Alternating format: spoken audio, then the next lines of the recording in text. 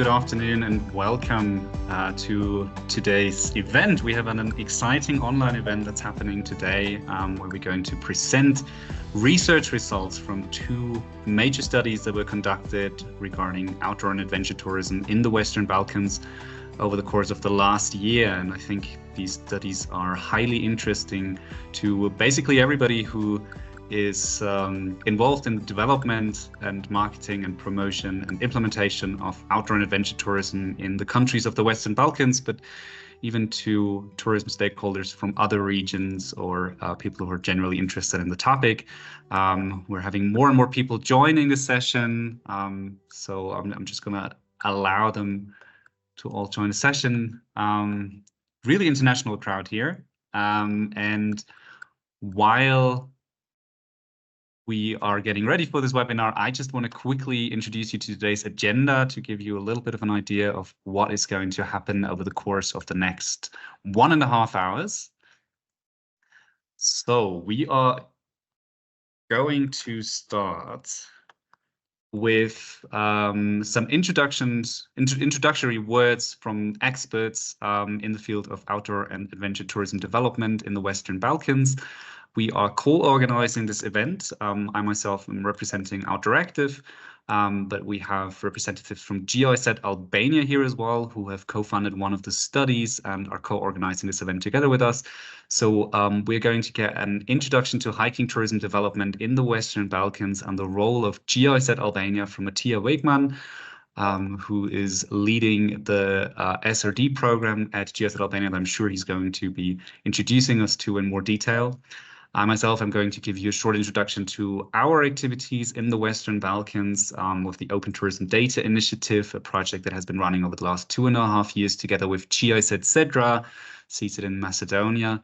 And then we're going to have two major studies that are going to be presented. The first one is focusing on the peaks of the Balkans Trail as a flagship tourism offer of the region. And Reuter of GIZ Albania is going to give us a background introduction to the history, the idea, and the current state of the peaks of the Balkans Trail before the two researchers, Tessa Kemmerling and Theresa Schmalenbach from Eberswalde University for Sustainable Development, are going to present their study on the economic impact of hiking tourism in the peaks of the Balkans region. After that, we're going to have a quick discussion session of about 15 to 20 minutes, where you will have the opportunity to ask your questions, to share your perspectives on the topic, and we can discuss them together with the researchers and experts from the region. After that, we're going to switch over to the second study that is going to be presented today, by Julia Siewert from Harvard University for Applied Sciences. She conducted a major study on adventure tourism in the Western Balkans, the travel decision-making process of Germans. Germany, definitely one of the most important target markets for the Western Balkans, and in some ways representative for all of the Central and Western European travel markets. Therefore, to better understand the image that the Western Balkans as an adventure travel destination have among these travelers, how these travelers form their decision when they decide where they travel next, is very, very helpful to understand how we can make the Western Balkans as an adventure travel destination, as an outdoor tourism destination, more attractive for these travelers and attract them to visit the region. That is the plan for today. And without further ado, I would then hand over to Wegmann. Mattia has over 20 years of experience in international development cooperation. He currently leads GIZ's Sustainable Development Program in Albania, and he has worked for GIZ in South Africa, Botswana, Germany, and now Albania with projects on trade facilitation, local economic development, market development, and regional economic integration, with a focus on public-private dialogue and action. Mattia, I'm very happy that you're joining us today, and I would like to hand over to you.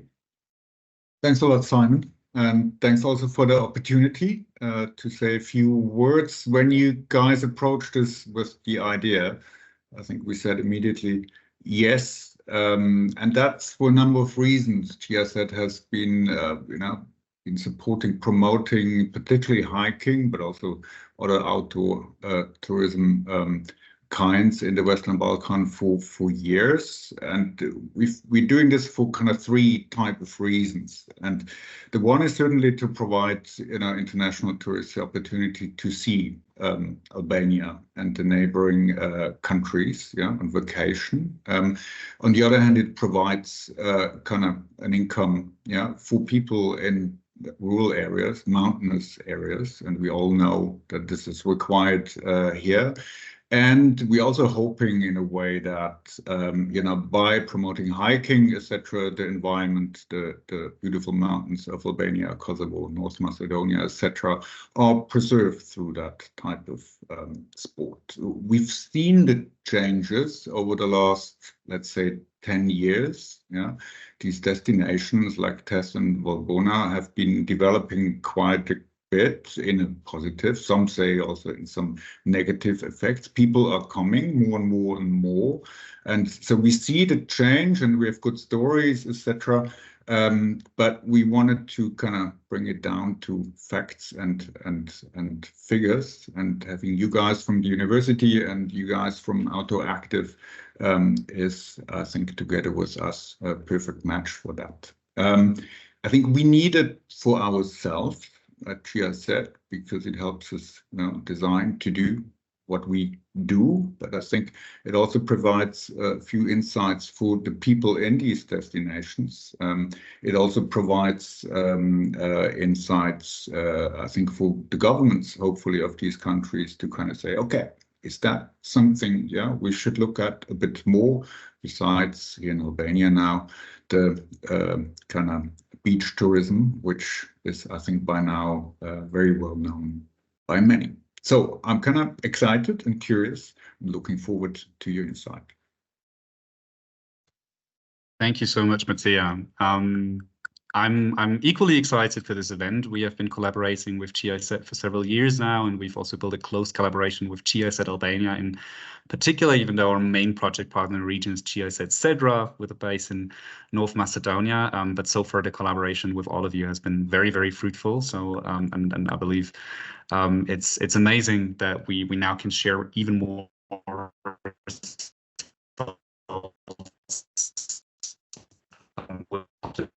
and present valuable results from these that a little bit about today's event. As more and more participants are joining, you may have already noticed that you cannot activate your microphone and your camera at this point, because we want to sort of keep the chaos to a minimum and make sure that everybody can hear the presenters really well.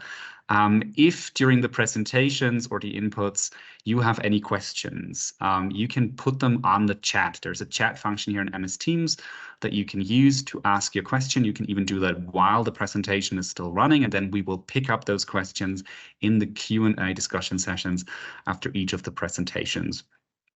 You also, if you want to join the conversation live, can use the Q&A session to raise your hand. So your Microsoft Teams app or the browser that you're using should have a little symbol at the top or at the bottom with a raised hand, and it allows you to raise your hand virtually. If you do that, then I can allow you to unmute yourself and activate your camera, and then you can join the conversation live, ask your question, or give your statement to what has been presented. This session is being recorded, or this event is being recorded, because we want to make it available to others afterwards.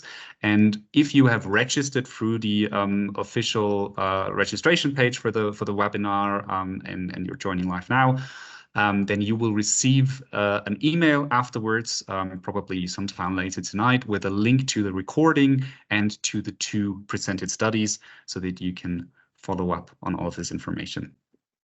And you're also, of course, allowed to share it with your partners, colleagues, friends, and other stakeholders in your region. Brilliant. Maybe a little bit about our background in the region. So Outdooractive is the world's leading platform for outdoor and adventure tourism. We have a community of over 14 million registered members and over 60 million active users every month. And we'll link these users to destinations and tourism stakeholders all over the planet. In the last 2.5 years, we have been active in the Western Balkans with a project called the Open Tourism Data Initiative for Emerging Destinations in Southeast Europe, a project that we're implementing together with GIZ, etc. As I mentioned before, I haven't seen their name on the list yet, but if Anita Palazzo and Akram Husseini from GIZ, etc. here, great that you're joining. It's been a very, very fruitful partnership so far with GIZ in the region. Thank you so much for that. And the idea of this project that we're implementing in the region is to increase the visibility of the region as an outdoor and adventure tourism destination through platform effects. Because as Mattia already mentioned, there is a lot happening. There's a lot of change and development happening. And we have really, really cool outdoor and adventure tourism products in the region, a lot to offer for visitors from all over the world. But if you look at the target markets, then the countries of the Western Balkans are usually not among the most popular or most famous destinations for this kind of travel. We will definitely also see that in Julia's study later. So the idea of our project is to increase the visibility and to use the reach of our platform among the most relevant target groups, among the community, to raise awareness about this beautiful region. How we do this is we empower local tourism stakeholders who are basically the developers and drivers of tourism in the region to communicate and present their offers and their respective destinations to the maximum effect possible. And thanks to these activities, we have, together with local stakeholders, digitized over 1,000 trails in the region over the last 2 years. We have digitized several hundred attractions and local businesses and many offers for guided activities in the countries of the Western Balkan. This is content that has so far created over 600,000 page views already, which in internet currency is an amazing result. So we have a really, really big reach with that. A part of this project for us is also to understand the role of adventure tourism in the region, its impacts, but also its opportunities and how we can improve them, and how the target markets can best be activated and made aware of the offers for outdoor and adventure tourism in the region.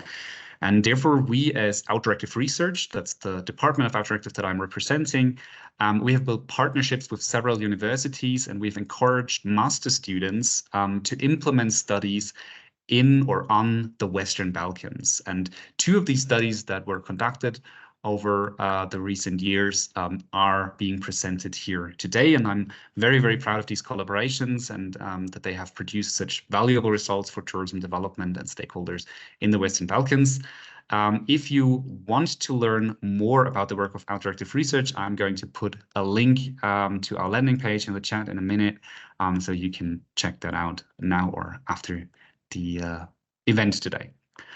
With that being said, I think we should start with the first major topic of today's event, which is a study on the impacts and opportunities of the peaks of the Balkan Trail and hiking tourism in the region. And before we start with the presentation of this first study, I think it's great if we get some background information about this local context. In this case, it's the peaks of the Balkans Trail, a project that was started over a decade ago with a big role of GIZ. And I'm happy that Reuter Barre, tourism advisor for the SRD program at GIZ, will share some insights on the peaks of the Balkan Trail with us. Reuter is a very active advocate for sustainable tourism development in and around Albania, and she probably knows every single person who's got anything to do with adventure tourism development in Albania and the neighboring countries. Her aim is to create new income opportunities for local stakeholders and fostering positive change in the country's tourism industry. So at GIZ Albania, she focuses on creating sustainable tourism products in rural areas. Reuter, over to you. Thank you, Simon. Well, some of the words were really a lot, but thank you. So hi, everyone. Thank you for being here today. It's so nice to see 65 people already in our webinar. Why we chose Peaks of Balkan? Well, as you already mentioned, it's a GIZ project launched in 2011 already, and it's more than a decade going on.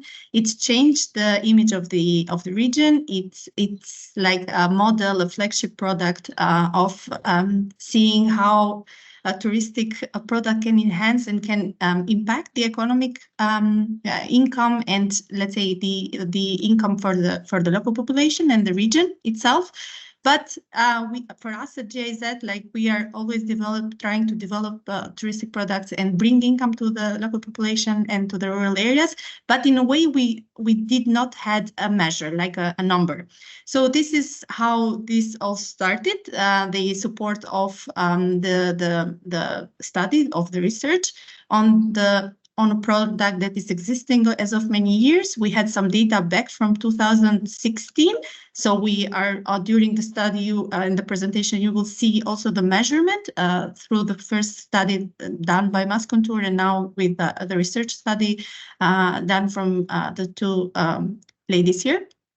And also for us to understand in numbers and in concrete results, what does a touristic product? So why do we do this in a way, and how can we measure, and how can we use also this kind of study in other touristic products? We have, for example, another long distance hiking trail that is again cross-border, now connecting Kosovo, North Macedonia and Albania, which is Skardus Trail. So we can see how we can use a model and replicate it in the later years also for others to understand how does it impact. I'm not going to take any more time. I give the floor to Theresa and Tessa for further introduction, and I'm looking forward to have discussion on this study. Thank you. Thank you, Reuter. Yeah, and it's thus with great pleasure that I can hand over to Tessa and Theresa. Tessa Kemmerling and Theresa Schmalenbach just got their master's degree in sustainable tourism management from Eberswalde University for Sustainable Development. Tessa currently works as a junior consultant at DOIF Consultancy in Berlin, Germany. And Theresa has, among other experiences, worked at the destination management organization in PeA, Kosovo for half a year, and has supported our OTDI-SEE project, the Open Tourism Data Initiative that I mentioned before, with the development of training materials and the implementation of workshops together with tourism stakeholders in Montenegro, Albania, Kosovo, and North Macedonia. So definitely experts on the topic and on the region. And in their study, which was co-funded by GIZ Albania and supervised by Professor Claudia Brötzel from Eberswalde University, the two researchers not only spent several weeks doing fieldwork on the trail, they also developed a new methodology for determining the economic impact of hiking tourism. And I'm very excited that we're in a position to learn more about this right now. Tessa and Theresa, over to you.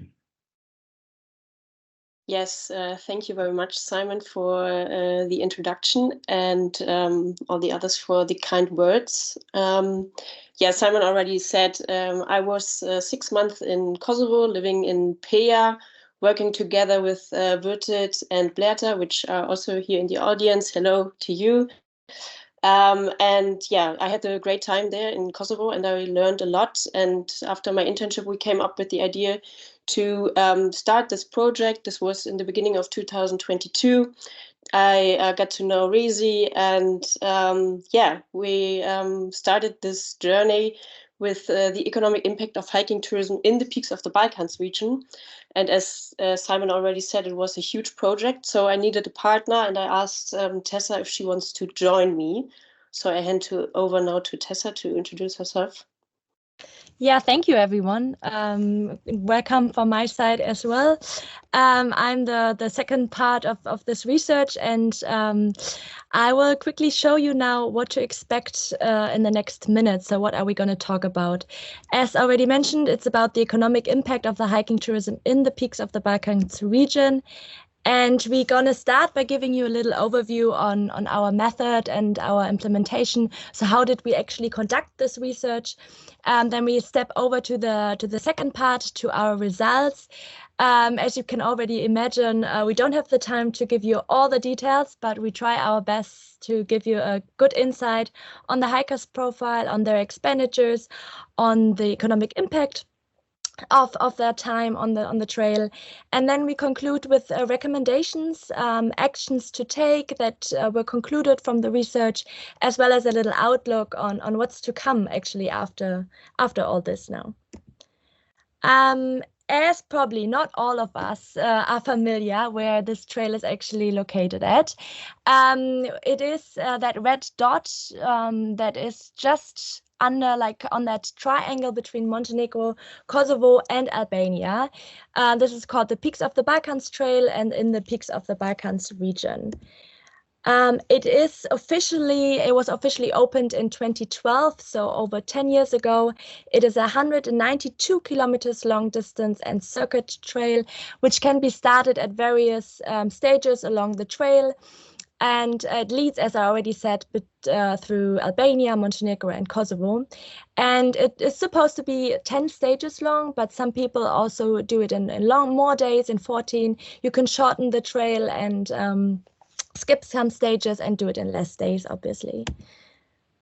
So in order to create income for this local population in this region and to stop abandonment of this mountain region of Kosovo, Montenegro, and Albania, and to bring these parts closer together, the national and local tourism organization and hiking clubs, they joined forces with GIZ, with the German Development Corporation, to develop this trail and to just have one destination for mountain tourism. So I give you a quick overview on the method we used and how we implemented the research. So our method was kind of counting the hikers. Then we collected the data on expenditures via a quantitative survey, and the data on the motivation and the behavior along the trail. So why did the people come to the Peaks of the Balkans Trail and how did they behave there? From these data, we could quantify the economic effects of the trail in the summer season 2023, and we can give an overview on the hikers profile. So coming to the implementation, how did we count the hikers? So we had a sensor standing between Teth and Valbona, as you can see the blue spot. Why there? Because Teth and Valbona is the most frequented place along the whole hiking trail. The green dots are the for the QR code we had on 2,500 flyers, which Tessa and I carried 3 weeks through the trail and gave it to every hiker we met, put it in every guest house so the people could scan the QR code and take part in the survey. So now got an overview on our methodology, how we approached this. Now we come to the second part, to the interesting part. That's probably why you're all here. We give you insights on the results. So one big number to start with. So there was the sensor on the trail. Unfortunately, it was only up in October because of some hurdles being encountered. But with the numbers of October of 5,000 hikers, without any weighing, we projected 20,000 hikers on the Peaks of the Balkan Trail between July and October 2023. Because this is only a projection from the numbers from October, we also included numbers from different sources. So if we look at the admission tickets for the Prokletije Park in Montenegro, they sold about 27,000 tickets for the season. Also keeping in mind not only PoB hikers, but also day hikers that don't even reach that area. As already mentioned, Theresa and I were on the trail in July, and we actually counted the people with a tally sheet and projected an amount of about 5,000 people on the trail. People that were guided through the hike, we encountered to be 1,200. We asked guides to give us their numbers.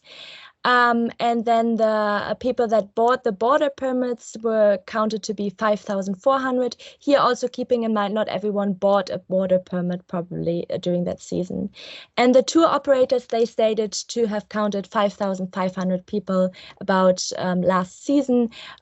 Keeping in mind mostly package tours to hikers.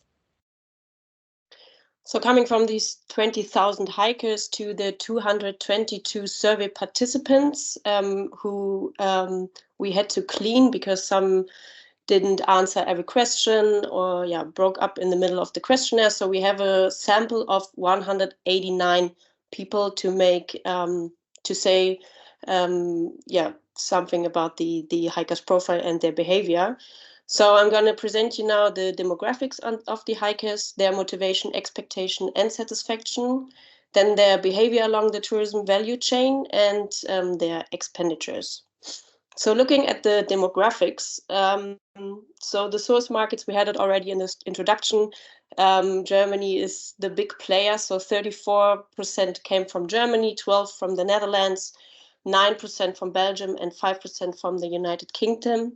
And the others, so in total we have 31 countries on the peaks of the Balkans, also people from New Zealand and the USA, but Germany is the main player.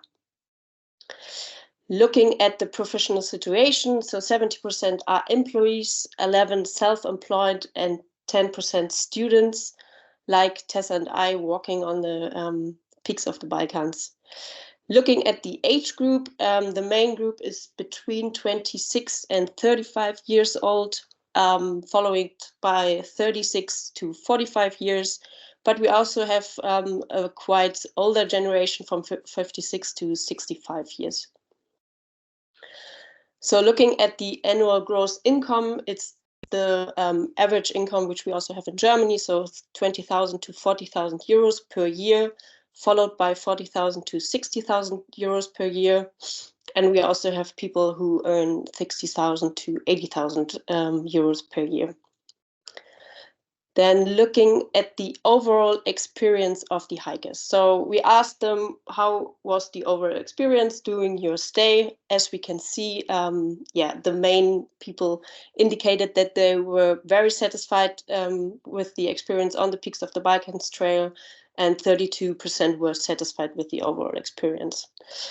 Looking at the expectations of the hikers before or when, what they expected on the trail. So we had the categories nature, experience, the signposting of the trail, the conditions of the path, and the amount of garbage along the trail. So on the nature was very high expectations. Interesting here is that the conditions of the path also high expectations. And the amount of garbage, a lot of people also indicated that they have very low expectations on that. Looking at the next categories like culture experience, amount of visitors, and quality of accommodation. Here it's interesting to see the numbers of the quality of accommodation, that a lot of people indicated that they had low expectations on the quality of accommodation, which we can now see in the satisfaction. After the expectations, we asked for the satisfaction. So here a lot of people were in the end more satisfied with the quality of accommodation, also culture experience and amount of visitors satisfied or very satisfied. Here with the satisfaction, we have to look at two categories which are quite interesting: the signposting of the trail and the amount of garbage along the trail, because a lot of people indicated that they were not satisfied with the signposting of the trail, which is really important to look at, and also the amount of garbage along the trail. I think, Tessa, could you look at the next slide? Yeah, 46% indicated that they were dissatisfied with the amount of garbage along the trail. So we have a lot of good numbers and a lot of people which are happy and really with the different categories, but these are two parts which we have to look at closer. So coming to the behavior along the tourism value chain. So we asked the people, how did they discover the peaks of the Balkans Trail? Did they book anything? What kind of accommodation did they use during their stay? What was the group size? Where did they start and end the trail? Did they use any transportation along the way, or did they put any luggage in the transportation along the way? And how did they hike the trail? So looking at the discovery channels, the internet is the main player here. The most people got to know from the peaks of the Balkans through the internet, but also friends and family. So the word of mouth is also a discovery channel for a lot of people. Looking at the planning. So here it's interesting to see that almost 35% pre-booked accommodation before they came to the guest house or the hotel, but had to pay on arrival. 26% indicated that they pre-booked a few, but not all. 27 pre-booked and paid for on a platform like booking.com or other platforms, and 12% didn't book anything before they came to the accommodation. So looking at the accommodation, what kind of type did they use? So almost 70% sleep in guest houses and hotels, 21% do both, so they have a tent with them, but also sleep in guest houses, and 11% sleep only in a tent. So the group size, the most people hike in a group of 3, followed by a group of 2, like Tessa and I. But we also have a few people who hiking in bigger groups like the guided groups.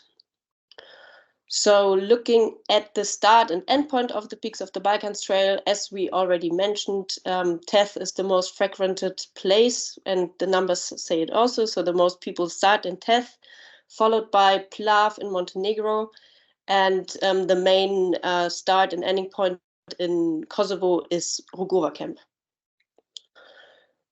So when we look at the modes of transportation along the way, so almost 50% indicated that they don't use any transportation along the way. 16 use a taxi, 16 also use a car, and 9 a bus. And 15% indicated that they use a luggage transportation with a horse or a mule or a vehicle along the way. So how did you hike the peaks of the Balkans Trail? This means did they book anything with the tour operator or did they self-organize? So the most of the people, almost 80%, self-organized and self-guided through the peaks of the Balkans Trail. 15 were in a guided group, and 7% were booked a tour through a tour operator. How many days did you spend on the trail? So the average is 8. A lot of people also spend 10 days on the trail. So the trail is a 10 stages trail. So it makes sense that the numbers are like that. Some people also indicated 17 days. They took a bit more time there. But yeah, the average is 8 days on the trail. Okay, so we learned a lot about the hikers' profile. So what kind of hikers are on the trail during the last season. But now we want to look closer on the economic impact. So what kind of expenditures did they take along the way? And they had different expenditures, different categories to choose from to show what money on which category they spent their money on. And you can see that accommodation is the biggest part of it. Almost 40% of the expenditures were spent on accommodation. The second category is the food and beverage with 20%. Guiding and groceries is much lower with 8 and 5%. And then the category other is quite large as well with almost 30%, including souvenirs, outdoor gear, or transportation that's not detailed in here. Here you can see the overall, the expenditure per stakeholder on average per day. And here you can see that a lot of hikers did not spend any money, so the poll on €0 is quite high. But also, if you look closer at the €5 and €10, you see that people spend money on food and beverages, on groceries along the way. And the amounts are a bit smaller. They spent €1 or €2 on sodas. But if you look at the orange number, this is the accommodation part that I already mentioned. And this rises up to, on an average of 35 to 40 euros is quite high. And if we look closer now on the accommodation part, you see that on average, people spend about 28 euros, 25 on accommodation per day, but the span is quite high. So you see a lot of people do not spend any money. They stay in a tent overnight, and other people, they spend more money in a luxurious place and spend almost 85 euros on accommodation per day. So making it all together to a total expenditure per day on average about almost 74 euros that is spent by hikers per day. Bringing it to a total expenditure during their stay of an average of 8 days, as we said, of 364 euros 63. And if we take this all together and calculate it, this means that for this whole region, for last year, for the season, we have a gross turnover of 11.83 million euros. This is a high amount of money that comes in through this trail, making it a total income of around 16.5 million euro for the local population. So, as Theresa already mentioned, we have there was a study in 2014 from Mars Contour, which is also a sustainable tourism agency. They had data, and we compared our data with them. So, looking 9 years later on the duration of stay, so 2014 was 5 days. Now we have an average of 8 days on the trail. You have to keep in mind here that we put the N here, so the sample size is way smaller, but it's still interesting to compare these results. So we can see here that less people self-organizing the tour, but more people booking package tours in 2023. And looking on the expenditures, I'm gonna on the accommodation, it's plus 10 euros in over, so the development is in 9 years plus 10 euros, and food and beverages plus 5, and guiding services plus almost 3 euros. On the daily expenses, we have in 2014 40 euros, and in 2023 70 euros. And coming to the hikers' feedback, which Tessa is going to present.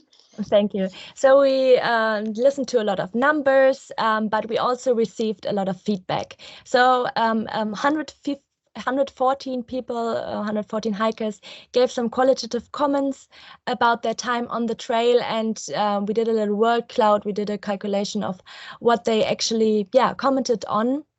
And a lot of people were very happy with their time on the trail. We always mentioned the very friendly local people, their great experience, the accommodation. They really loved the culture, the nature, but there were also some concerns, specifically regarding the development, and they are very concerned that it's developing unsustainable. There are rising problems with garbage that we already mentioned, but also with health.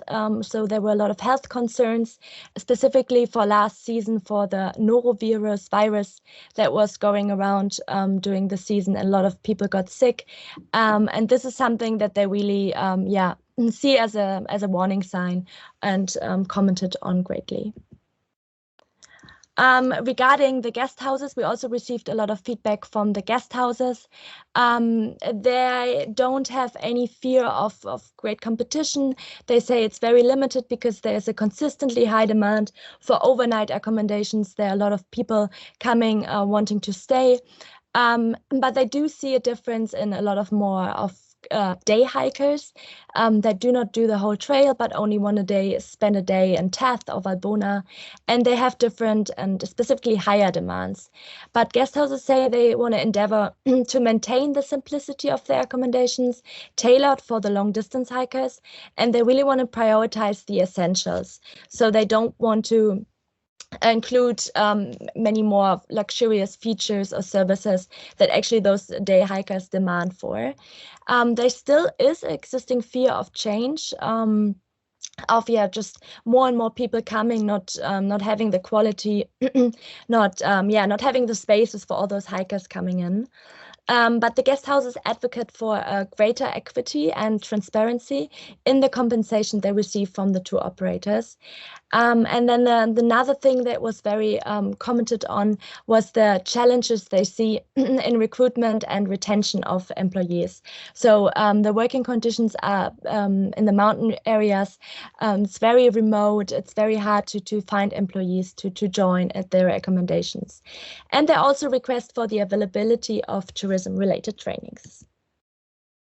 Another thing that was mentioned from both sides were the asphalt roads, specifically in the area of Kosovo, that there were a lot of concerns with. It led to hikers actually bypassing certain areas, specifically in Kosovo, and they were expressing great dissatisfaction with this established road, and even a lot of tour operators are skipping parts in Kosovo, and guest houses are just worried of not getting enough hikers to stay at their accommodations.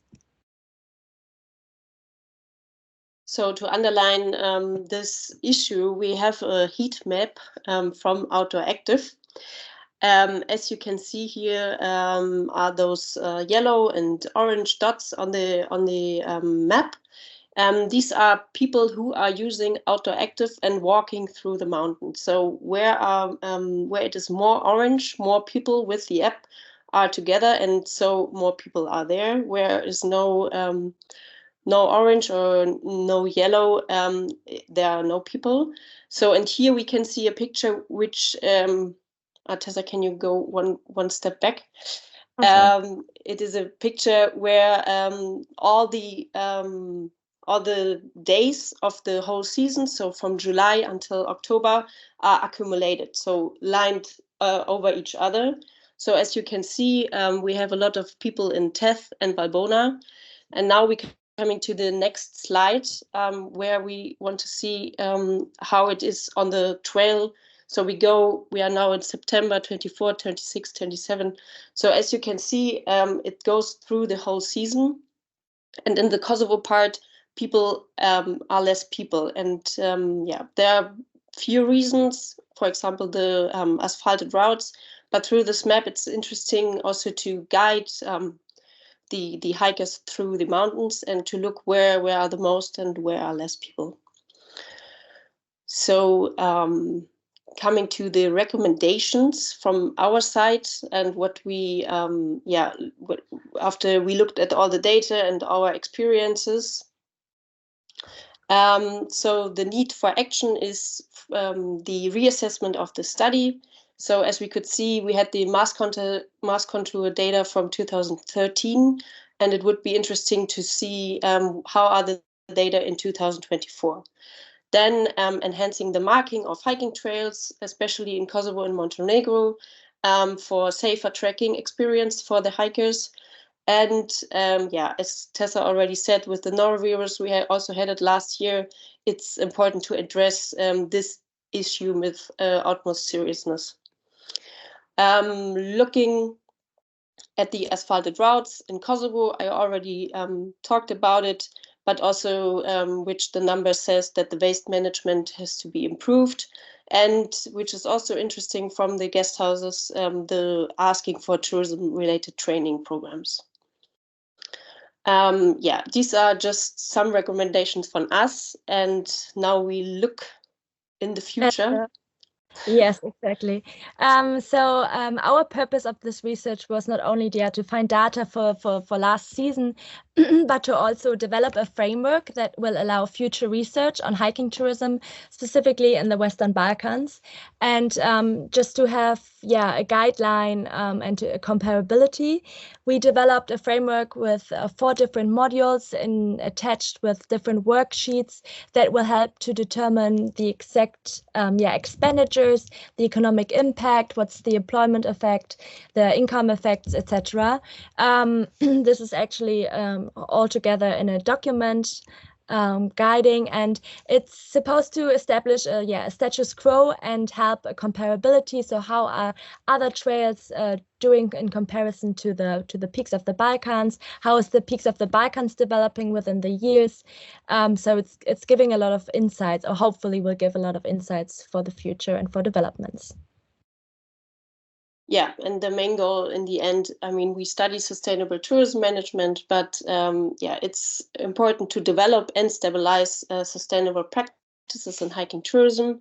So Tessa and I, we just showed you all the data, and we have gone through this whole steps and through this whole process. So if you have questions, or if you also want to do some research on that, please contact us. We are happy to help you, to guide you, to get in touch with you. And yeah, so this was our presentation on the economic impact of the peaks of the Balkans. Thank you very much. Thank you, Tessa and Theresa, for these very, very insightful slides and details. Very, very fascinating results. And I can see we already have a number of questions on the chat. And I quickly want to hand over to our tourism experts from the region, Mattia and Rezi. So when you see these study results, as you co-funded a study as well, what are some questions that come to your mind? What is something that you would like to dig deeper into?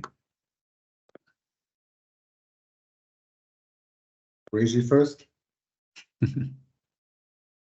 Steffi first. Okay, I'll do it. Thanks a lot for the interesting insights. I think a lot actually confirmed, yeah, what we see, you know, what we hear from people. There's a few surprising things as well. So the one thing that's really confirming is the element of the asphalted roads. Yeah. So if you do not take care, or the waste, yeah, if you do not take care of the destination, of the environment, yeah, and if you go into different kind of purposing in a way of that region, then you lose, yeah, the in this case now hikers, tourists. You know, what I would now be curious about is like, okay, how are the guest houses, yeah, the people living there, kind of reacting to that, etc. There's other things which are surprising, and as we have Simon here from OutdoorActive, the signposting.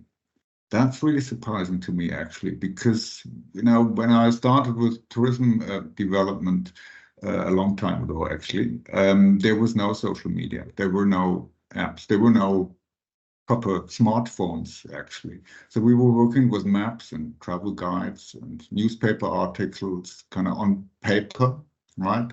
But that changed quite a bit. And when I go hiking now, I just use apps. Sorry, Sam, also yours every now and then, because it's a good one, but also others. So there, I would be curious whether you have any more insights into, okay, why is signposting so important? Because we actually have it at the palm of our hand. With geolocation, etc.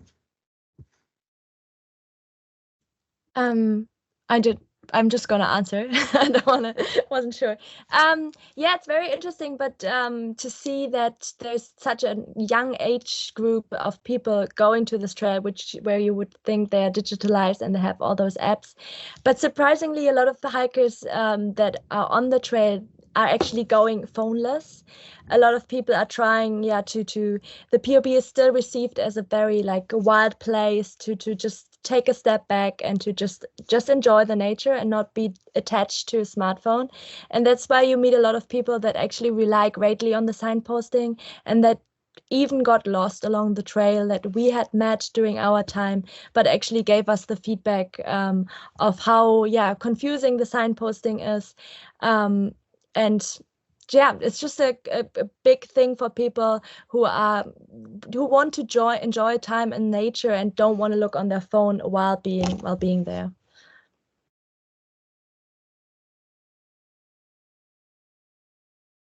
Very interesting. Yeah, thank you. Should we dive into the questions in the chat so we'll give the audience some opportunities to ask questions? I'm just going to group these a little bit because we've received a number of questions. So there were two questions regarding the methodology a little bit. One of them is, have you considered inflation when comparing the spendings in different regions? And did you use any other data than the eco counter and GPX tracks from OutdoorActive?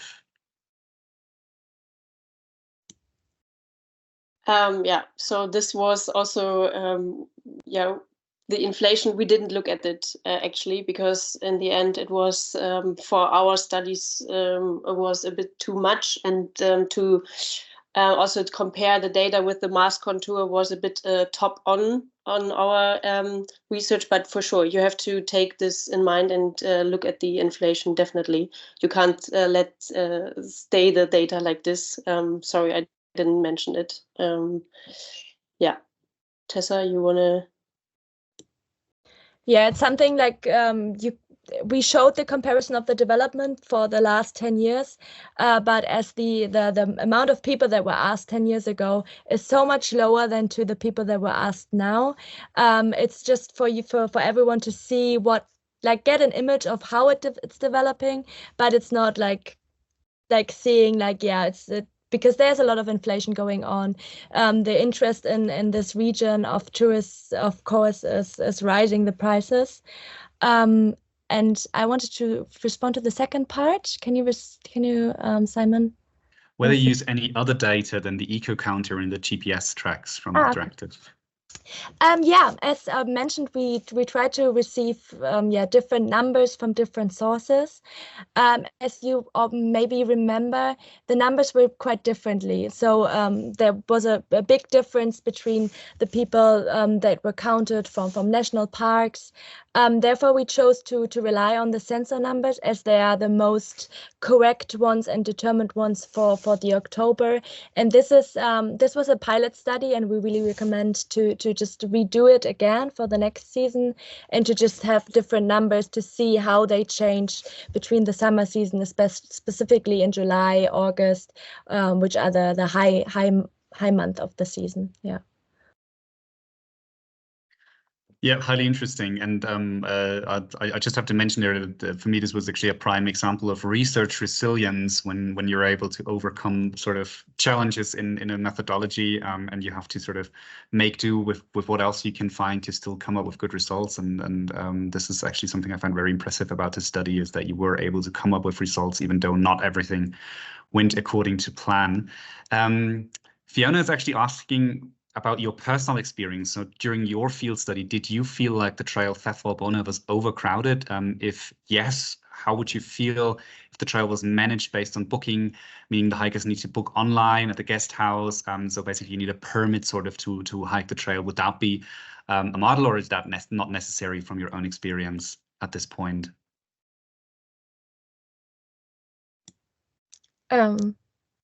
Okay. I'm trying to see the eye contact if she's responding. Yeah, that's a great question, because I feel like, yeah, own experience is always giving like a good insight as well. We did experience a greatly amount of people on this path, specifically between Thethwalbona. It was very overcrowded, actually. The peaks were full of people. And it was even to the point that you were concerned about the safety on specifically the Valbona peaks. So we do recommend a kind of like a booking system for the future if numbers are continuing to rise.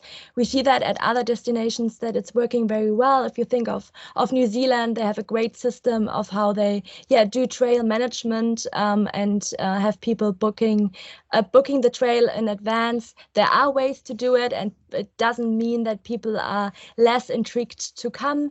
It just means it's a healthier development and a healthier, just visiting visitor Lenkung, visitor management. Management, exactly. I was liking the word. Thank you. Yeah, and I can just underline it. And we also have the data from Outdooractive. So you can see that Thethwalbona is, there are a lot of people starting and ending the trail. And I think it's really important to do a visitor management there. For example, with selling border permits. But what we also saw that in the data that a lot of people don't actually buy something like this. So I don't know, regulations have to be higher, or but these are topics which we have to look at. Yeah, thank you. And it appears to me from that, and this is also reflected on several comments and questions on the chat, that there is actually a need to even better understand all of the impacts of hiking tourism on these valleys, on the mountain regions, along the peaks of the Balkan Trail. So Christopher is commenting, besides economic impact, I believe that environmental impact also needs to be assessed. And this is a little bit the holy grail of tourism impact research. It's always very, very difficult to quantify environmental impact of tourism, hiking tourism, and other sorts of tourism.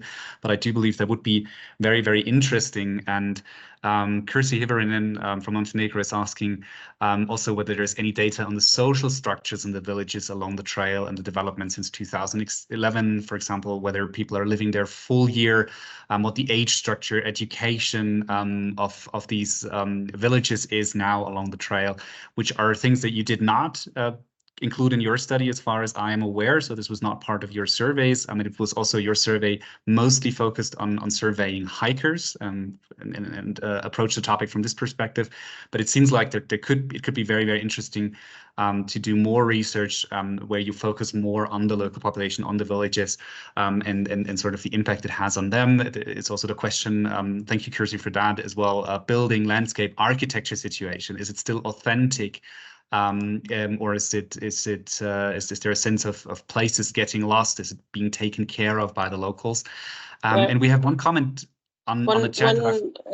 One comment on that, like, so we have from the guest house owner that there is a fear of change, that people building more hotels, the people who are not walking the peaks of the Balkans but coming there for a weekend, they want a pool, they want sauna. So this kind of data we have, and that a lot of guest house owner want this simplicity,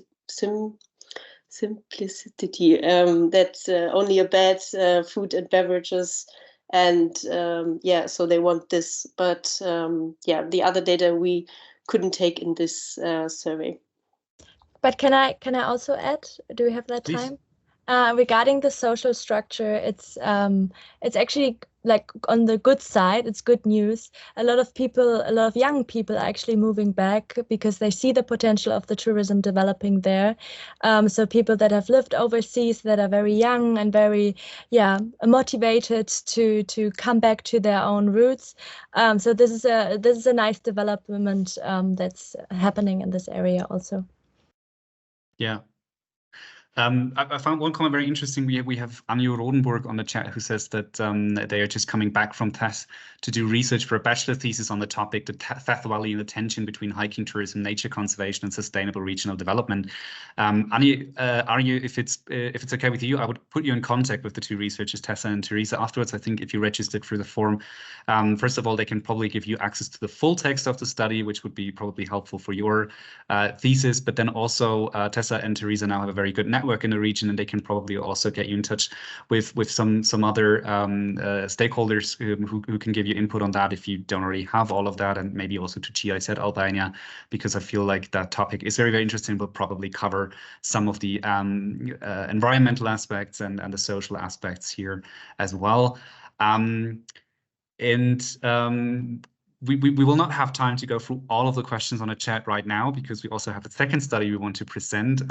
Kirsi, as usual, you ask fantastic questions, but you also have a direct wire to both Tessa and Theresa and to our partners from GIZ. So feel free to continue this conversation afterwards. Some very interesting links to the High Scardis Trail here as well.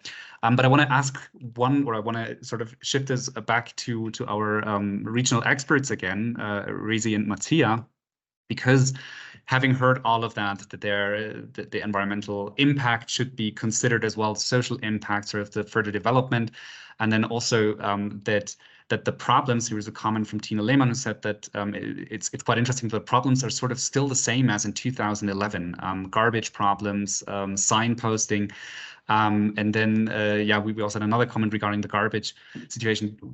Do you think, or what do you think can be done realistically in the near future to address these problems, and sort of what is the strategy now moving forward? Will GIZ continue to support this, or who can sort of take a leadership role in keeping on developing the peaks of the Balkan Trail to make these problems, well, not disappear entirely probably, but to address them and improve the situation for everyone involved? Rezi, do you want to take this one, or shall I do it again?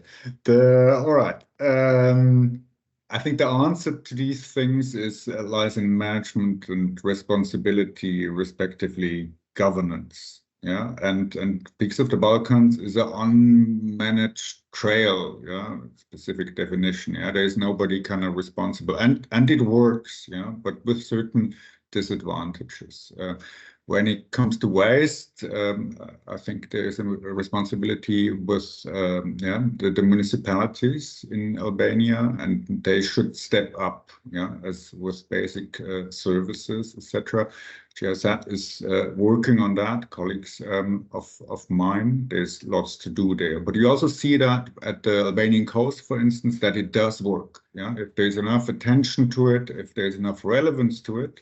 And that's part of the purpose here. See, okay, that's important, to tourists and hence to income, to development. Then maybe it's worth, putting more focus there. When it comes to signposts, it's a complex story. Positive sign there is that in the new tourism law in Albania, hiking trails are mentioned there now, are defined there now, and from that, responsibilities, etc., also for signposting can be developed. That's just Albania, to be sure. But in the end, it relates a bit to Tessa, Theresa, what you said about managed trail and maybe generating a bit of income, tourism levy, or access kind of fees for trails, and using these funds to actually protect the environment, to maintain the trails, the signposting, etc. Quite a few jobs on the way for rangers, etc. And I think that's the path to go. And many hiking destinations, or if you take the national parks in the US, for instance, have gone that route over time. Okay. That's good to hear, and I believe that the power of a study like this is always that it sort of it sort of lets us know where we can start addressing the problems that exist, where the problems actually are, and how we can move forward with them. But Rezi, do you also want to comment on that? Just one more comment on the garbage part. Like, the only thing that we can say for sure is that we are gonna forward this study to of course, the Ministry of Tourism and Environment, but also to respective municipalities who are in charge of this area, at least for the Albanian part. Then we will also try to lobby as much as possible regarding the other parts. But it's also something that cannot be fixed in one night.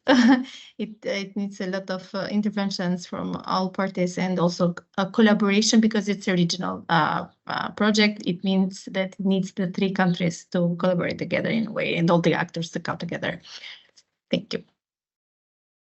Cross-border cooperation, always a big topic, but I think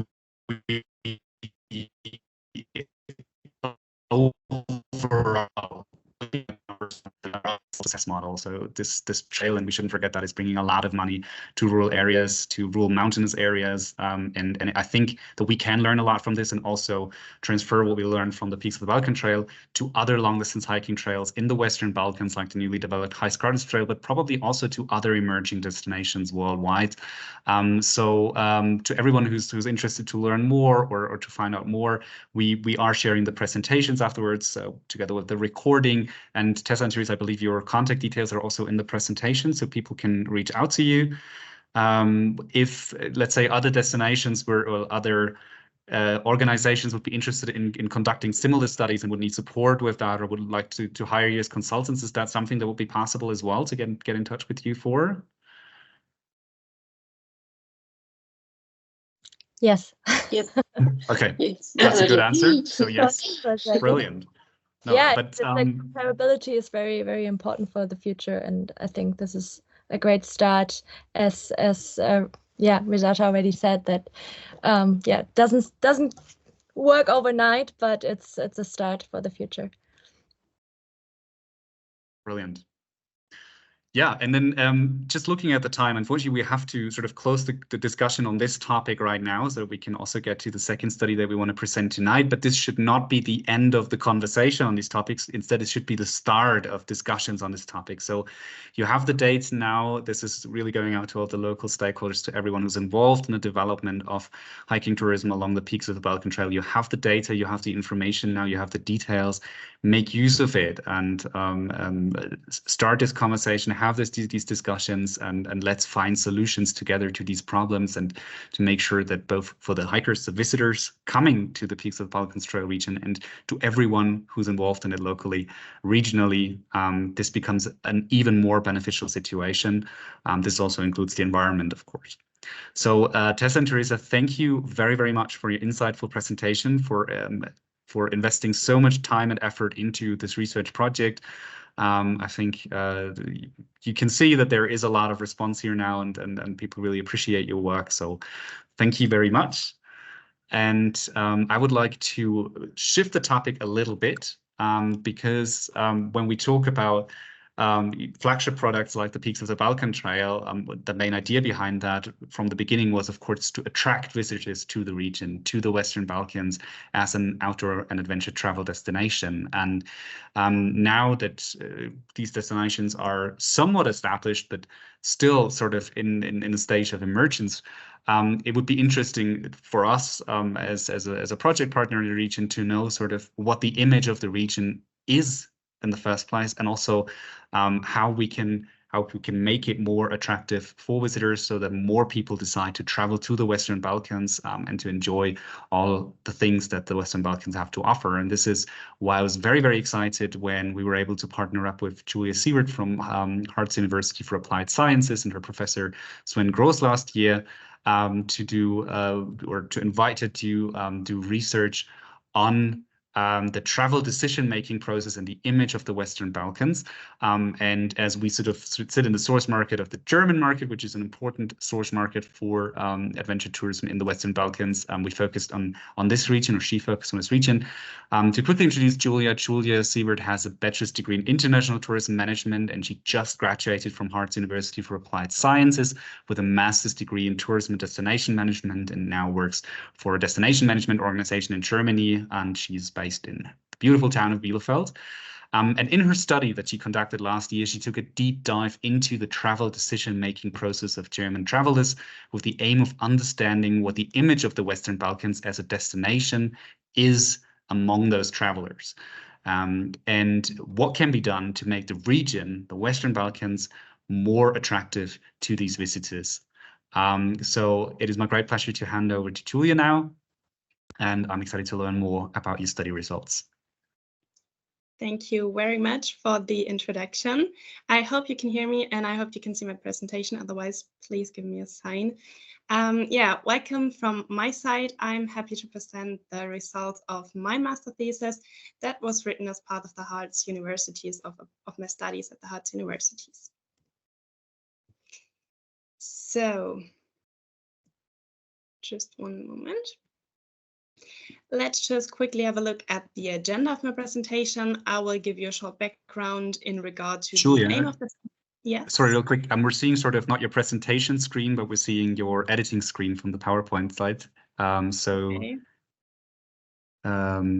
Maybe we can change to full screen. So you can see everything. No, we're still at the presentation. Sorry, we're still not in presentation mode. We're in the editing window of. Just one moment. No worries. This is live, ladies and gentlemen. Things like that happen.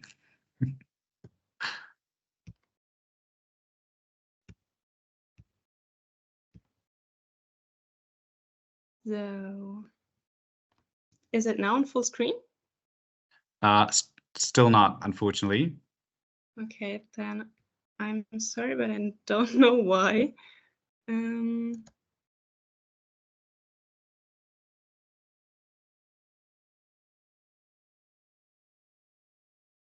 Would you like me to share the screen instead, and then you just basically guide me through when the next slide is? Thank you. Okay, perfect. There we go.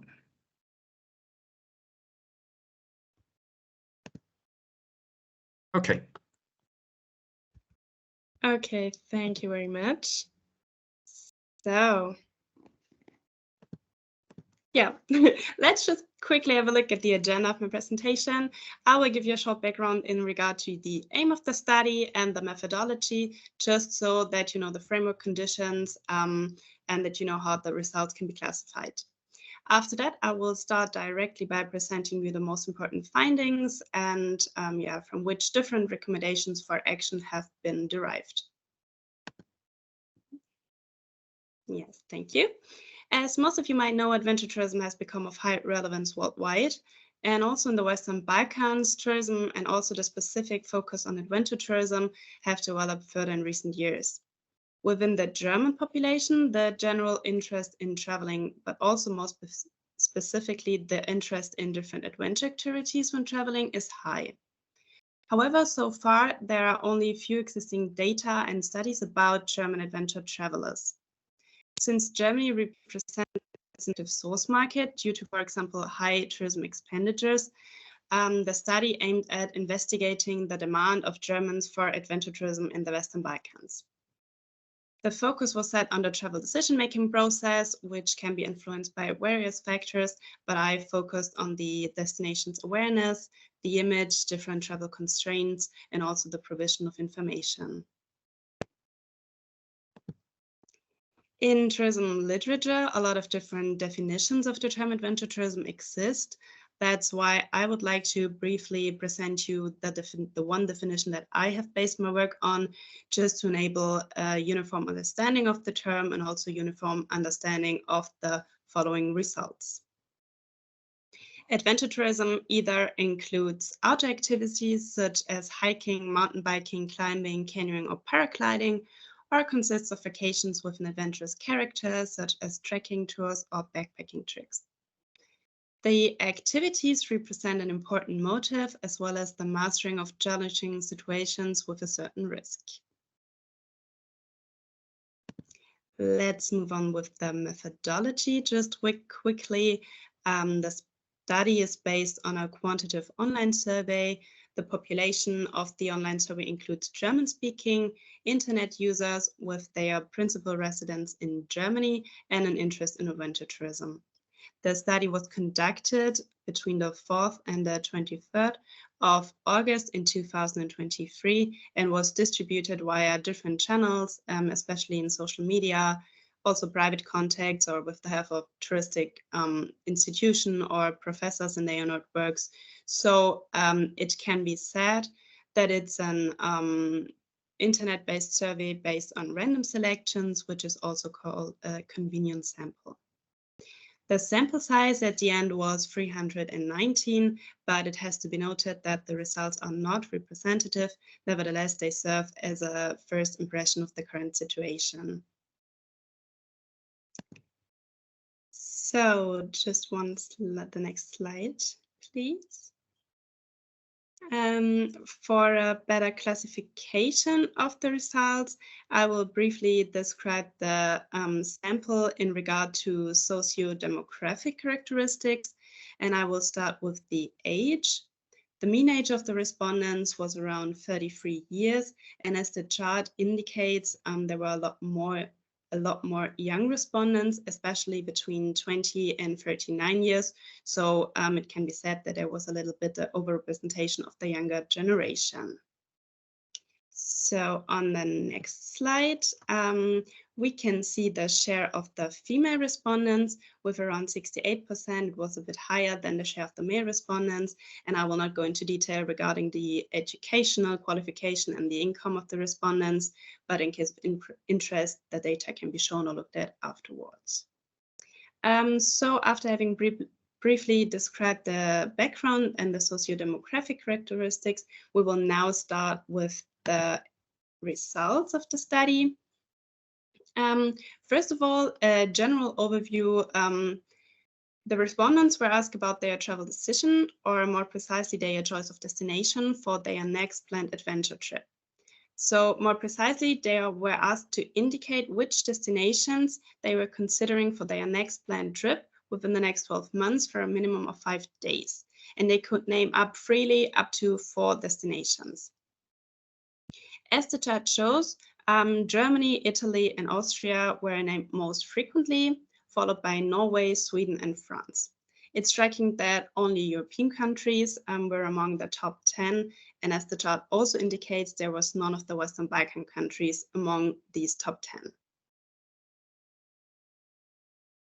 In a further step, the respondents were asked specifically about their consideration of the Western Balkans for an adventure trip. So on the one hand side, about their consideration of the countries in the future for an adventure trip, and on the other hand side for the next planned adventure trip. As we can see in the first table, around 60% of the respondents fully agree, or rather agree with the statement that they would like to visit Albania in the future in the context of an adventure trip, and even 68% fully or rather agree with the statement for Montenegro.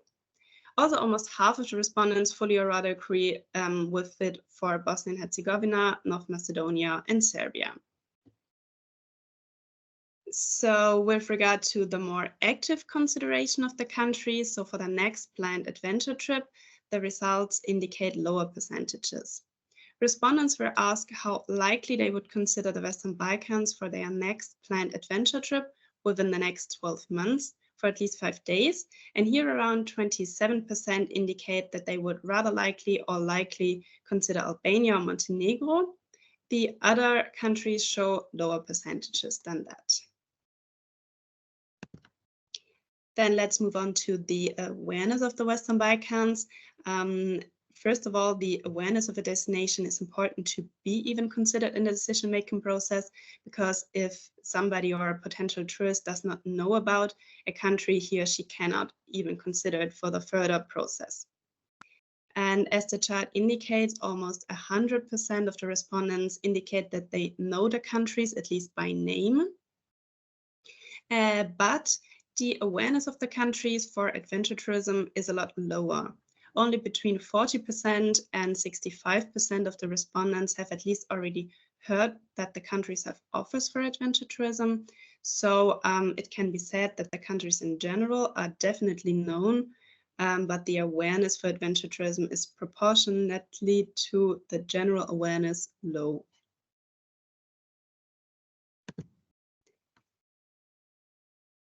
Yes, so another important factor that can have an influence on the choice of destination for a trip is the image of a destination. The average overall image of the respondents of the Western Balkans is with 1.8 rather positive. So, but it has to be noted that this is the cumulative value for the 6 countries, and the numbers of evaluations varied greatly. So, for example, Albania was rated over 100 times, and Kosovo, for example, only 7 times, unfortunately. Yes, but in general, as a first overview, it can be said that the image of the Western Balkans in general is definitely not negative, but also not completely positive on average. So to be able to compete with other destinations that might already have a stronger destination image, a further image enhancement is recommended. But where does the image originate from?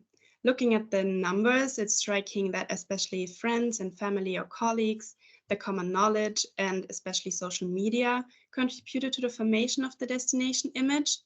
Local and state tourism websites, trade fairs, or brochures contributed a lot less to it.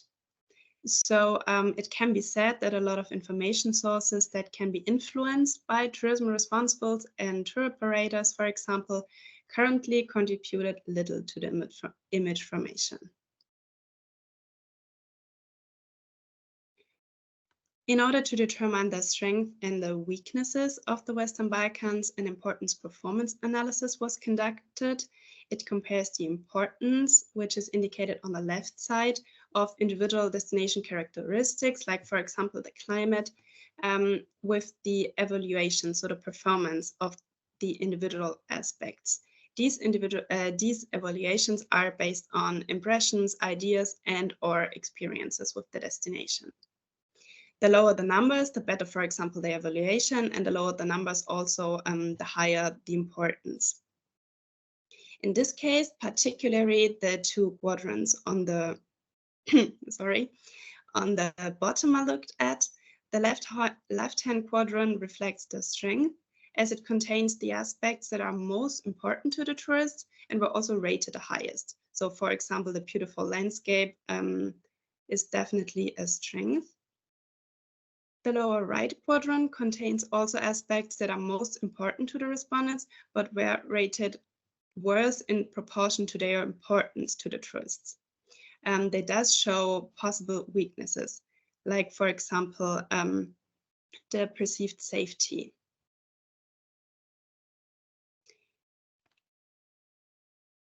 Then let's move on with the constraints for an adventure trip to the Western Balkans. A high percentage of the respondents has no constraints in regard to an adventure trip to one or more of the countries.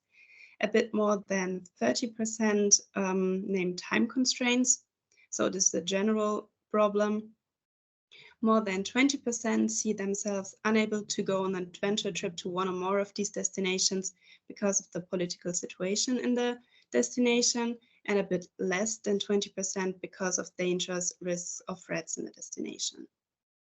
However, the individual aspects cannot be assigned to one individual of the countries, as the question was asked in general for the Western Balkans. On the next slide, we see the need for information. So information in general is highly relevant at every stage of the travel decision-making process. The relevant and required information must be available, and also the effort required to obtain it must not be too high for the potential tourist. That's the reason why the respondents were asked which information about the attributes of the Western Balkans would be particularly important for them. The general high percentages showed that the respondents would like to have a lot of information about the characteristics of the destination. And this chart now shows the top 10 attributes about which the respondents would like to have information. First of all, the political and social situation, the landscape and topography, and, for example, personal safety. On the next slide, we see the channels through which they wish information about adventure tourism in the Western Balkans. Those are especially search engines, so the internet in general, auto platforms like, for example, AutoActive, family, friends, and colleagues, but also social media and stories and blogs from travelers or travel writers. Less important are magazines, brochures, or, for example, trade fairs.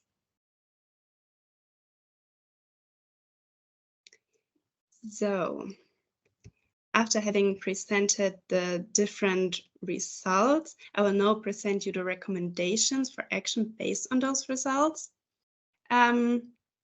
First of all, the level of awareness as destinations for adventure tourism should be further increased. For example, with the use of user-generated content or electronic word of mouth, because this can have a quite positive impact on the awareness of a destination. So when tourists are at the Western Balkans or after their visit, they should be actively encouraged to share images and content on social media with their friends so that they can know about it. Apart from that, the countries could make use of press tips, bloggers, or influencers, or profit from cross-border projects like, for example, the Transdinarica, which includes also maybe already more popular destinations, like in this case, for example, Slovenia. Apart from that, the image should be further improved. And in the case of marketing, or the marketing should especially focus on the identified strength. So, for example, especially the beautiful landscape. Yes. So on the next slide.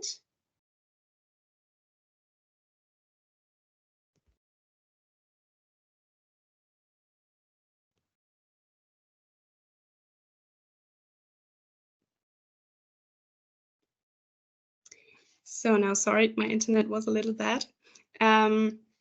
So the next point is the fact that the information needs should be satisfied. As we could see, especially demanded are information about the political and the social situation, the landscape and the topography, personal safety and climate and weather. And in general, everybody should provide enough information, as a lot of different information are demanded. Constraints and weaknesses should be actively counteracted, for example, by the help of the provision of sufficient information on their topics, especially on the personal safety in the current political situation. So this could be done, for example, on our own subsite of tourism websites with the important facts about these topics. Furthermore, the country should identify their unique selling points to be able to compete with other destinations, and those unique selling points should also be integrated in the national tourism strategies. As an outlook and a conclusion, it can be said that there is an existing interest among the respondents in visiting the Western Balkan countries in the future as part of an adventure trip. But for a successful development of venture tourism, an increase of demand in the German market, there still are a lot of things to do, like, for example, the increase of the awareness, and also the fact that the strengths and the weaknesses should be considered in the marketing activities, and also the topic with the information, that simply enough information should be provided. For a possible further research, for example, a specific target group study could be conducted, or a separate analysis of the 6 countries to get more detailed information about each country. And the further research, for example, could also be with the help of collaboration of universities in Germany and the Western Balkans. So some sources and my contact information. And yeah, thank you very much. And if there are any questions, I'm happy to respond. Brilliant, Julia. Thank you so much for your presentation and all the insights. And I know it's bad practice, but as a moderator, I'm just taking my dictatorship rule here, and I'm asking the first question because I actually have a very interesting one, I believe. But this is to encourage everyone else to also post your questions on the chat or join the conversation by raising your hand. But I'm keeping the presentation open for a reason, because I find this slide particularly interesting, even though it is a little bit complicated. So the importance performance analysis, where you identify sort of the weaknesses and strength in the image of the destinations in terms of venture tourism in the Western Balkans. And when we look at the weaknesses here, we see political stability in the destination and sufficiently guaranteed personal safety. And especially the personal safety aspect I find very, very interesting. Do you think these reflect a reality that tourists encounter in the Western Balkans, or is this just sort of a perceived image that might have little to do with the reality? Yeah, that's a really important question, because it's in fact just the perceived image, or that's the thing with the image. It's just what we believe about the country. For example, I think a lot of the respondents have never been to the country, so it's really just based on their beliefs and their thoughts about it, and also about their impressions. And maybe in reality, it can be totally different. I myself read an interesting Facebook post on that just a few months ago. So somebody asked whether it would be safe to go. I think it was Albania, but I'm not quite sure. And just for interest, I read all the comments on it. And all the people were just saying, you don't have to worry, it's so safe. People were so nice.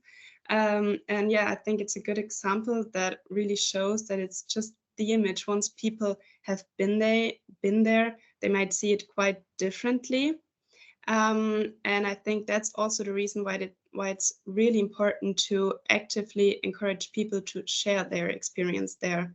And so that you receive information, for example, from friends or family, or just from bloggers or influencers on social media, so that you see that it's maybe quite different than you thought before.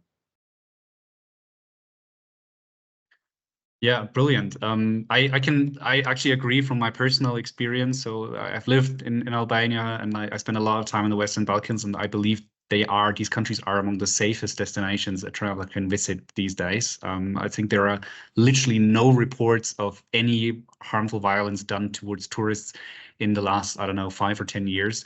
I don't think there's any other country that can claim that. And for that reason, we can really tell that it is not necessarily only about changing the reality, but also changing the image. And it's about how we communicate. We also see that here that there is a need for information regarding political and social situation and personal safety. And these are probably things that we should really focus on when communicating, because we see things like good accommodation infrastructure here, which I find also very interesting, is something that we probably often tend to communicate a lot. We want to show off sort of that we have beautiful guest houses and we have beautiful accommodation options that have a certain level of comfort. And of course, for the satisfaction of travelers, these things are important. But when we look at the specific market of outdoor and adventure tourism, apparently this is not that important for travelers, and other things are more important. And this is why such a study is highly interesting. We have a number of questions on the chat. We're actually at the end of the time of the session or of this event today, but I'm just deciding that we're going into overtime for 10 minutes. I hope that's okay for everyone involved. Specifically looking at the presenters, if one of them drops out now, then you know that they didn't have more time, but that's also fine. I just really want to keep this conversation going a little longer. And Momir from Wild Montenegro Travel Agency, for example, is asking, what would be your advice on how to interest German adventure guests in visiting the Western Balkan countries? What will be a way for tour operators? So not just destination management organizations, but also the private sector actors. Do you have any ideas or any recommendations? Maybe to specifically focus on, for example, the slide here shows the strengths. So the beautiful landscape, to show that there are really great places to visit and that are also maybe not overcrowded or not everywhere. So we just heard maybe sometimes on the peaks of the Balkan Trail it is a little bit overcrowded, but maybe not everywhere. And yeah, just so show the whole range and maybe also different things and outdoor activities that can be done and that maybe can be done there in a certain way that other countries cannot provide them. Yeah, just to find something that other countries do not have, and what makes a trip to the Western Balkans more special than maybe to other countries. So really about the unique selling propositions, that you work them out and say what is something you can find, for example, in Montenegro that you cannot find anywhere else in the world. Yeah, very, very good point. We have a question here from Tina Lehmann, who's saying, given what we saw in the peaks of the Balkans, do we really need and want more tourism? Should the focus not be on sustainable tourism rather than having more people coming? And Julia, I don't want to put this question on you because this was not a main aim of your study, but I would really like to hear actually local perspectives on this. So maybe Rezi, I can hand over this question to you, but also I want to encourage everyone else who's on the call. If you are a tour operator, if you work with tourism in the Western Balkans, what your opinion is on that, just raise your hand and I'll allow you to speak. But Rezi, maybe you can give us a first thought on that. Do we actually need more travelers visiting the Western Balkans, or should we just, you know, do it differently? Well, who am I to give such a big answer, to be honest, but I will just give my personal opinion. For the adventure tourism in the Balkans and of course in Albania, there's a lot of room still, meaning that, okay, there are hikers and sometime during July and August, there is like a lot of people on one segment of the peaks of the Balkan, and the other part is like you just need to distribute better and to expand and bring the people to other areas which have a less tourists or less people in it. So it's needed better organization, like having, we are trying together with our partner, the ministry, on having a platform, maybe to have an inventory first of the hiking trails, and probably the next step is to have a platform, and through this platform to have a way on how to measure how many people are actually searching or on the trail on specific dates. On that way it can actually make you go on the other destination, or other ways that can help on the diversification of the offer and having more options, and to expand the touristic offer of Albania, especially the adventure one, that it's still a bit like the numbers that come in Albania are huge. Last year we have an official of 10 million, 10.2, and we still do not have an exact number on how many of these 10 million go exactly on the mountains and do adventure sports, to go on cycling, come here for the water sports and everything else. So we need to understand better, for sure. It's not that we need more people.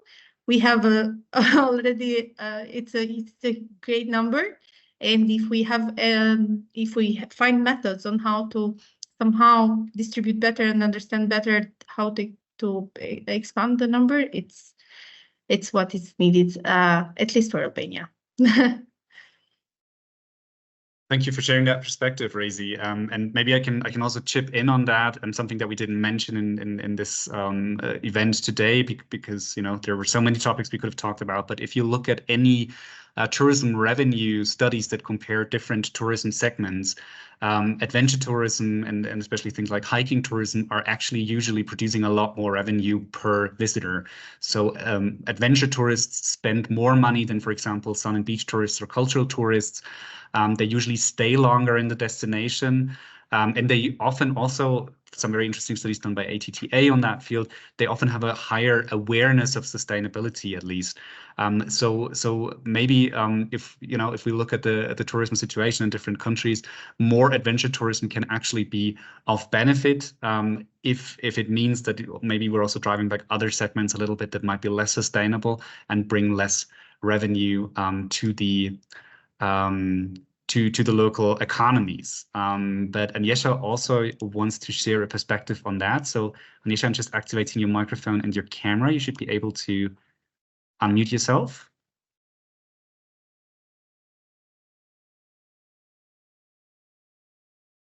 Does that work for you?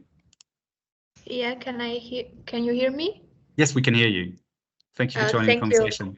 Firstly, thank you for the opportunity to take part in this meeting and for all the information you shared with us. I just wanted to share 2 little examples. I am Agnieszka and I work in an NGO called Build Green Group. So we have different projects on environment and tourism on northern Albania. I wanted to say about the peaks of Balkans, most of guest houses. We are implementing a project founded by GIZ, and we are digitalizing the guest houses. So now tourists have another opportunity to check the guest houses and everything. They can find more information online by a platform called ODA. Another thing we are doing for tourism, for sustainable tourism, is in another project for Korab-Koritnik area, which is a protected area. We have developed a tool called Mergen Maps, where every tourist that goes visits can add data for the protection of this protected area. For example, if any tourist sees damage on the area, they can use the GPS and save the data. So we help the government to take further steps to protect the protected areas. And that was the examples I wanted to give and share with you. Thank you. Brilliant. Thank you, Agnieszka. And I think it really shows that there are a lot of great initiatives underway. And these are just some examples of the great work that is being done, both by local initiatives, local stakeholders and international organizations, and to some extent also policymakers. And I think it shows that we sort of need this twin approach where we have specific, concrete initiatives that try to implement sustainable tourism and make tourism more sustainable and more beneficial to local communities.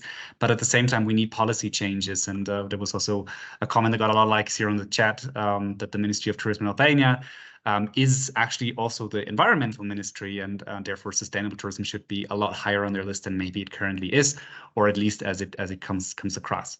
As we're running out of time, I'm afraid we are going to have to wrap up the conversation here. I want to thank again Julia, Tessa, and Theresa for your great presentations. I think they're very, very insightful. As I mentioned before, we are going to share the presentations with all of you afterwards. If you've signed up for the webinar, if you've registered, then you will receive an email with a link to the recording and to these presentations, where you can also find the contact details of the researchers, and you're welcome to get in touch with them if you have further questions or you want to discuss this further. I want to thank everyone who attended this meeting very well, because this is sort of the impact that we were hoping to get with these kinds of studies, that the results or the insights from these studies actually help the decision makers, help the people who actually develop tourism in the Western Balkans to move forward with more information and with fact-based information so that they can make the right decisions and plan for a successful future. Before I close the session, I want to give the last word to GIZ Albania in case you also want to give a quick outlook, sort of what this means for you as well, because you supported all of these activities, and we're very happy to have you as a partner together with your colleagues from other countries. I especially want to mention again Anita Palazzo and Akram Husseini from the GIZ etc. program, who've been very, very supportive of all of our activities in the region and who've done great work as well. But yeah, Mattia and Rizi, any final words from your side? I just would like to thank you for an amazing job done. Really, really cool insights, and I can promise that we will take it forward, yeah, to the relevant people to raise all these issues. And actually there were some insights which also makes us think and maybe redesign some of the stuff we do. So really well done. Really well done. Thanks a lot. And also, if I can also give you an information that we discussed internally with Mattia and Sofiola, who is the leader for the tourism component at here at SRD, that we are still gonna keep the digital counter on the same trail this year to have a full analyzer or a counter of the people for the summer season 2024, and to use the same methodology that Theresa and Tessa have done in order to have, it's always difficult to say an exact number because we can never calculate the number of the locals who go and pass on the same trail, but to have close as possible results for the year to come. And why not maybe use the same methodology for the High Skirters Trail later on and have more data and future, let's say, incentives on the touristic products, long distance hiking trails. Thank you. Thank you, Theresa, Tessa, and thank you, Julia. Perfect. So great to hear. Thank you all for being part of this today. Thank you for staying with us 12 minutes into the overtime, but I think this was worth it. And please continue the conversation. Please continue the discussion. Take forward what you've seen and learned here. Take these presentations, forward them to the right people, to the decision makers, to the policy makers, to those who can benefit from it. And let's create the biggest possible impact from this by making tourism, adventure and outdoor tourism in the Western Balkans more beneficial to everyone involved, because let's face it, this is the most beautiful region in the world, and we have to make sure that more people see that the way it really is. So thank you all for doing the great work you've been doing. This goes out to the researchers as well, to GIZ Albania for supporting so many great initiatives and driving so much of the development. And yeah, you will receive a recording link and the presentations in an email. Until then, take care and have a nice evening. Bye-bye. Thank you. Bye.